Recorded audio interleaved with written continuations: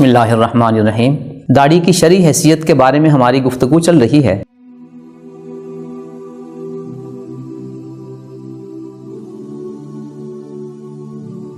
گزشتہ نشست میں نبی اکرم صلی اللہ علیہ وسلم کی احادیث شریفہ کی روشنی میں داڑھی کی شرعی حیثیت آپ کے سامنے واضح کی گئی۔ ہمارے ایک میڈیا اسکالر سنت کا جب تصور اپنے مخصوص تناظر میں پیش کرتے ہیں تو وہ کہتے ہیں کہ سنت بنیادی طور پہ سنت ابراہیمی کا تسلسل ہے اور سنت سے مراد سنت ابراہیمی ہے، جیسا کہ انہوں نے اپنی کتاب میزان کے صفحہ 14 پر اور اپنی کتاب مقامات کے صفحہ 147 پر کہا، سنت سے ہماری مراد دین ابراہیمی کی وہ روایت ہے جسے نبی صلی اللہ علیہ وسلم نے اس کی تجدید و اصلاح کے بعد اور اس میں بعض اضافوں کے ساتھ اپنے ماننے والوں میں دین کی حیثیت سے جاری فرمایا ہے۔ اس کے ساتھ ساتھ وہ اپنے مخصوص سنت ابراہیمی کے تسلسل کو بیان کرتے ہوئے اپنی کتاب میزان کے صفحہ 46 پر لکھتے ہیں، دین ابراہیمی کی روایت کا یہ حصہ جسے اصطلاح میں سنت سے تعبیر کیا جاتا ہے، قرآن کے نزدیک خدا کا دین ہے۔ اب اس سنت کے ذریعے جو انہوں نے دین پیش کیا وہ 26 اعمال ہیں جن میں عبادات، رسوم و رواج وغیرہ موجود ہیں۔ ان اعمال کے بارے میں ان کا موقف یہ ہے کہ یہ سنت ابراہیمی ہے اور نبی اکرم صلی اللہ علیہ وسلم نے ان میں سے بعض اعمال میں کچھ تصویب فرما کے اپنے ماننے والوں کے لیے جاری کر دیا ہے۔ یہاں ایک چیز جو آج کی نشست کے حوالے سے ہم نے آپ کے سامنے عرض کرنی ہے، انہوں نے اپنی کتاب میزان کے صفحہ 641 اور صفحہ 642 پر ان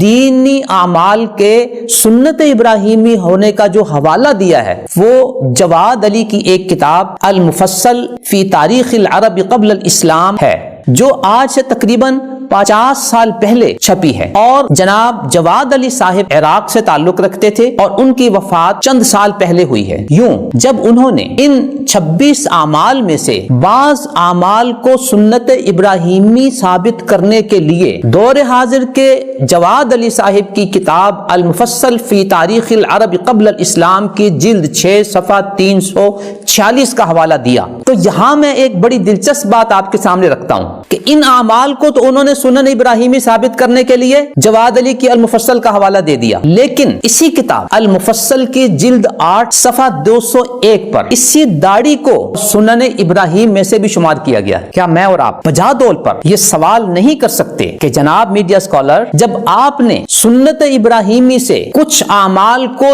دین کہہ کر پیش کیا اور اس کا حوالہ المفصل دیا، اور چونکہ سنت ابراہیمی کی وجہ سے یہ اعمال ثابت ہیں، تو پھر کیا وجہ ہے کہ آپ اپنے ہی قائم کردہ معیار پر پورے نہیں اترے اور وہ داڑھی جس کو خود جواد علی صاحب نے المفصل میں سنن ابراہیم میں سے شمار کیا ہے اس کو آپ نے ذکر کیوں نہیں کیا؟ آپ نے سنن ابراہیمی کو جب بنیاد بنایا تو جو اعمال سنن ابراہیم میں سے ہیں ان کو بھی آپ کو پیش کرنا چاہیے تھا، کیوں پیش نہیں کیا؟ چنانچہ یہ جو داڑھی کے بارے میں آپ نے سوال کیا ہے، اس میں بھی یہی چیز تھی کہ یہ در حقیقت جس کو ہم سنت کہتے ہیں، جو دین اللہ تعالیٰ نے دیا ہے یہ اس کی روایت ہے، ٹھیک، اور یہی روایت بعد میں معاف کیجیے انبیاء علیہ السلام کے ہاں بھی جاری رہی۔ یہی روایت ہے جو سیدنا ابراہیم علیہ السلام کے ذریعے سے عرب میں آئی، اور پھر اس کو قرآن مجید نے دین ابراہیمی، ملت ابراہیمی قرار دیا۔ یہ دین ابراہیمی اور ملت ابراہیمی کی روایت ہے جس کی تجدید کر کے، جس کی اصلاح کر کے رسالت میں آپ صلی اللہ علیہ وسلم نے اگر کوئی اضافہ ضروری تھا تو وہ کیا اور اس کو جاری کر دیا۔ یہ سنت ہے، یہ دین سے پہلے کا علم ہے۔ تو میں نے دیکھا کہ کیا ان میں یہ چیز موجود ہے، تو معلوم ہوا کہ وہاں بھی نہیں ہے۔ سوال نمبر 2، بڑے ادب سے میں اور آپ یہاں پر یہ سوال کر سکتے ہیں کہ جناب میڈیا اسکالر، جب آپ نے بعض رسوم و آداب کے سنن ابراہیمی ثابت کرنے کے لیے دور حاضر کی ایک کتاب المفصل کی جلد 6 صفحہ 346 کا حوالہ دیا، تو اسی المفصل میں جلد 8 صفحہ 201 پر جب داڑھی کو سنت ابراہیمی اور فطرت شمار کیا گیا ہے، آپ نے اس حوالے کو کیوں کیوں چھپایا؟ کیا صرف اس لیے کہ آپ خود داڑھی والے عمل کو اپنانے کے لیے ذہنی طور پر آمادہ نہیں ہیں؟ تو آپ اپنے ہی معیار پر پورے نہیں اتر رہے کہ جس کتاب سے آپ دیگر رسوم و رواج، دیگر رسوم و آداب ثابت کر رہے ہیں، اسی کتاب میں داڑھی کو بھی بطور سنن ابراہیمی ثابت کیا گیا ہے، اسے آپ نے کیوں پیش نہیں کیا؟ یہ کس طرف اشارہ ہے؟ کیا بڑے ادب سے اگر یہ کہہ دیا جائے کہ اپنے مطلب کے صفحے کو پیش کر دینا اور جس بات سے دل میں کوئی ذاتی قد ہو، ذاتی مشکل ہو، اس کو پیش نہ کرنا، کیا علم کی دنیا میں یہ علم خیانت نہیں ہے؟ سوال نمبر 3، جب آپ کے سامنے یہ بات واضح ہو گئی کہ جس طرح مونچھوں کو پست کرنا سنت ابراہیمی ہے، اسی طرح داڑھی کو رکھنا بھی سنت ابراہیمی ہے، جو حوالہ میڈیا اسکالر نے پیش کیا ہم نے اسی حوالے سے یہ بات آپ کے سامنے واضح کر دی۔ ساتھ ہی ساتھ یہ بات بھی آپ کے پیش نظر رہے کہ صحیح بخاری اور صحیح مسلم میں جب مونچھوں کے پست کرنے کا ذکر آتا ہے تو اس کے ساتھ داڑھی کو بڑھانے کا ذکر بھی آتا ہے۔ کیا وجہ ہے کہ جس طرح آپ نے سنن ابراہیم کے تناظر میں مونچھ کا ذکر کر دیا، داڑھی کو چھپا دیا، بعینی اسی طرح صحیح بخاری اور صحیح مسلم میں جہاں مونچھوں کے پست کرنے کا ذکر ہے وہیں داڑھی کو بڑھانے کا ذکر ہے۔ آپ نے ایک بات کو تو ذکر کر دیا،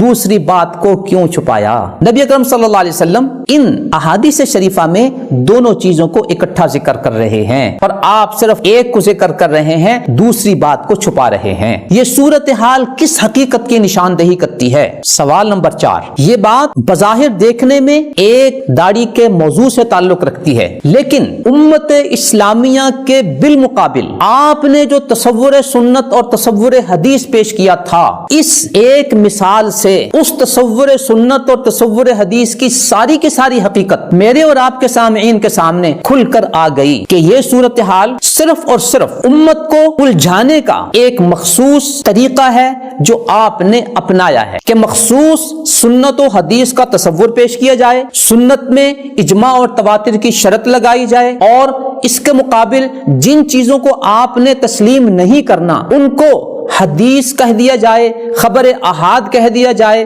اور یہ کہہ دیا جائے کہ ان سے کوئی عمل ثابت نہیں ہوتا۔ تو جس طرح یہ مونچھوں کو پست کرنے کا ذکر اجماع اور تواتر کے ساتھ ثابت ہے، بعینی ہی اسی طرح اجماع اور تواتر کے ساتھ داڑھی کو بڑھانے کا ذکر بھی انہی احادیث شریفہ میں آیا ہوا ہے۔ یوں آپ کے تصور سنت و حدیث کی حقیقت کھل کر میرے اور آپ کے سامنے آ گئی کہ یہ صرف اور صرف مخصوص مسائل کو ثابت کرنے اور مخصوص مسائل کو مسترد کرنے کے لیے آپ کا ایک ایسا ملمہ ساز طریقہ ہے جس کے پس منظر میں آپ ان چیزوں کو چھپانا چاہتے ہیں جسے لوگوں کے سامنے واضح نہ کرنا چاہتے ہوں۔ سوال نمبر 5، بڑی دلچسپ بات آپ کے سامنے رہے کہ میزان کے صفحہ 14 پر جب انہوں نے یہ کہا کہ یہ 26 سنتیں دین ہیں جو سنت سے ثابت ہوتی ہیں، اس کے بعد وہ لکھتے ہیں سنت یہی ہے اور اس کے بارے میں یہ بالکل قطعی ہے کہ ثبوت کے اعتبار سے اس میں اور قرآن مجید میں کوئی فرق نہیں ہے۔ کیا میں اور آپ بجا طور پر یہ سوال نہیں کر سکتے کہ آپ جب ہمارے نبی اکرم صلی اللہ علیہ وسلم کے ارشادات کو ثابت کرنے کے لیے اور ان کے ہم تک پہنچنے کے لیے اجماع اور تواتر کی شرط لگا کر ان کو قبول کرنے کا نعرہ لگاتے ہیں اور اس کو یہ کہتے ہیں کہ یہ بالکل قطعی ہیں، ثبوت کے اعتبار سے ان میں اور قرآن مجید میں کوئی فرق نہیں ہے، کیا آپ بتا سکتے ہیں کہ جن اعمال کو آپ سنن ابراہیمی کہتے ہیں، حضرت ابراہیم علیہ السلام سے لے کر نبی اکرم صلی اللہ علیہ وسلم تک ان کے سنن ابراہیمی ہونے کے حوالے سے آپ کے پاس کیا ثبوت ہے؟ آپ کو چاہیے تھا کہ جس طرح آپ احادیث شریفہ کے بارے میں نبی اکرم صلی اللہ علیہ وسلم سے لے کر ہم تک پہنچنے کے لیے اجماع اور تواتر کی شرط لگاتے ہیں، بعین ہی یہی شرط حضرت ابراہیم علیہ السلام سے لے کر نبی اکرم صلی اللہ علیہ وسلم تک ان اعمال کے سنت ہونے کے لیے رہنی چاہیے تھی اور اسی شرط کے ساتھ آپ کو ان سنتوں کو ثابت کرنا چاہیے تھا۔ یہ آپ کے اپنے اصول کا تقاضا تھا، لیکن کیا وجہ ہے کہ حضرت ابراہیم علیہ السلام سے لے کر نبی اکرم صلی اللہ علیہ وسلم تک کا جو دور ہے، اس میں ان اعمال کے سنت ابراہیمی ثابت کرنے کے لیے آپ کے پاس نہ تو اجماع ہے نہ تواتر ہے۔ اجماع اور تواتر تو دور کی بات ہے، آپ کی اصطلاح کے اعتبار سے خبر احاد بھی نہیں ہے کہ ایک ایک آدمی، دو دو آدمی، تین تین آدمی ان اعمال کو ابراہیم علیہ السلام سے لے کر نبی اکرم صلی اللہ علیہ وسلم تک سند کے ساتھ پیش کر رہے ہوں، تو اگر نبی اکرم صلی اللہ علیہ وسلم سے لے کر ہم تک کوئی خبر احاد آتی ہے تو آپ کہتے ہیں اس سے کوئی عقیدہ اور کوئی عمل ثابت نہیں ہوتا۔ تو سنت ابراہیمی میں حضرت ابراہیم علیہ السلام سے لے کر نبی اکرم صلی اللہ علیہ وسلم تک اس تسلسل کو ثابت کرنے کے لیے آپ کے پاس تو خبر احاد بھی نہیں ہے، آپ کے پاس تو کوئی ثبوت بھی نہیں ہے۔ کیسے آپ نے ان اعمال کو سنت ابراہیمی ثابت کر دیا اور یہ کہہ دیا کہ سنت یہی ہے اور اس کے بارے میں یہ بالکل قطعی ہے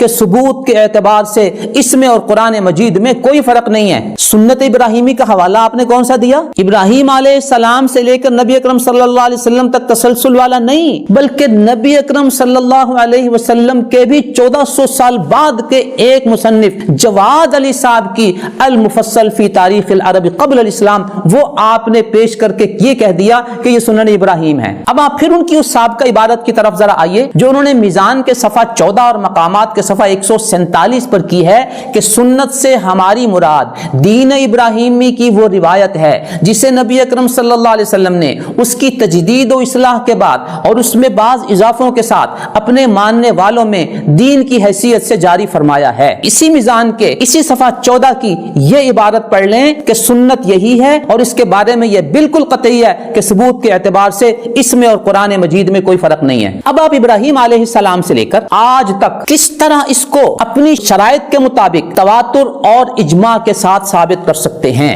وہ آپ نے ہرگز نہیں کیا اور حوالہ 1400 سال بعد کا آپ نے دے دیا جو آپ کے اپنے معیار سنن کے مطابق بھی صحیح نہیں ہے۔ سوال نمبر 6، جب صحیح بخاری اور صحیح مسلم میں ان احادیث